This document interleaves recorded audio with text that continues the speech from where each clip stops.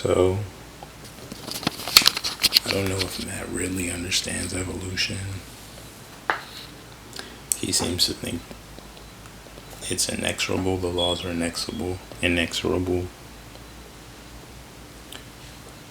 At least when it comes to like the economy and culture and human evolution, but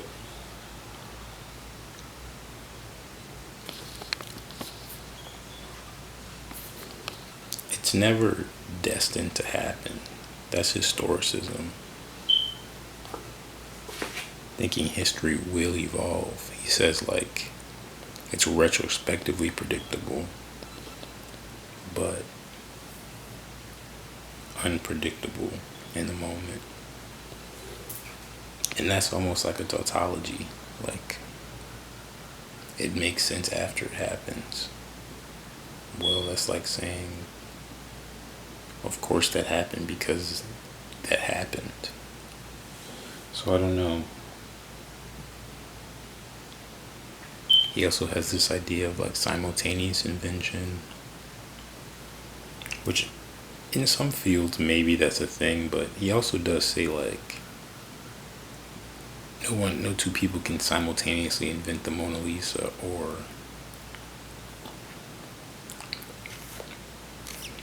Shakespeare.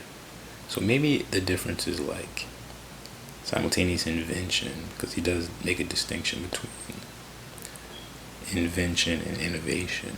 Invention is like you make something new. Innovation is like you figure out a way to use the thing, and that's really important. That's a lot of what he talks about. Ideas having sex, like figuring out how to use a new thing in a new way through collaboration. And maybe invention is different to him. Like maybe simultaneous innovation is not.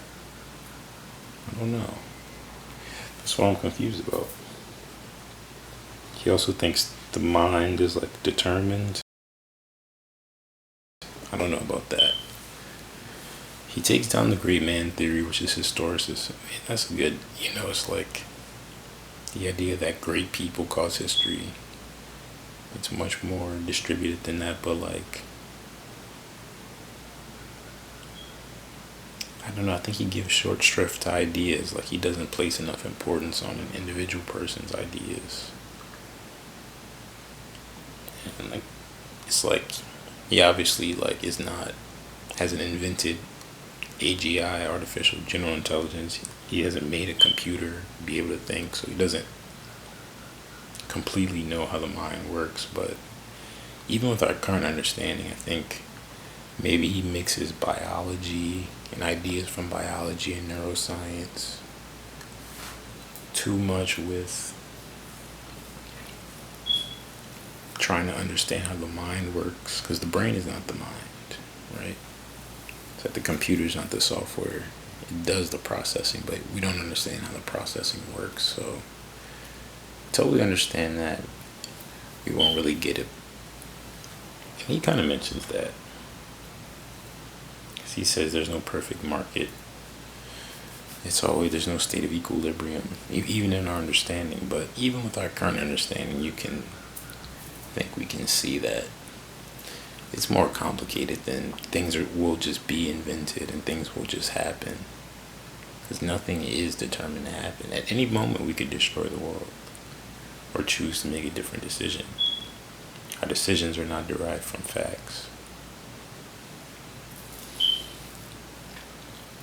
And they can never be.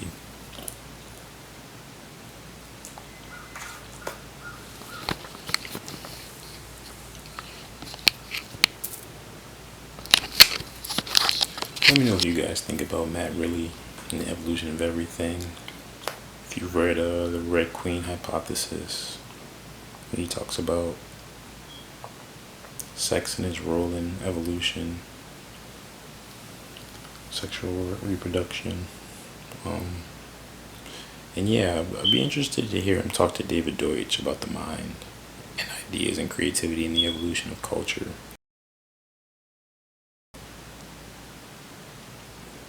Because also you could just think there's so many problems that so few people even tackle in the world. So to say that everything will kind of just, to think about it like deterministically like that, everything will just be invented is like, I don't know.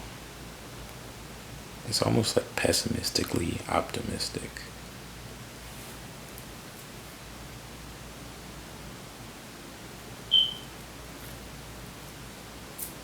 I don't know.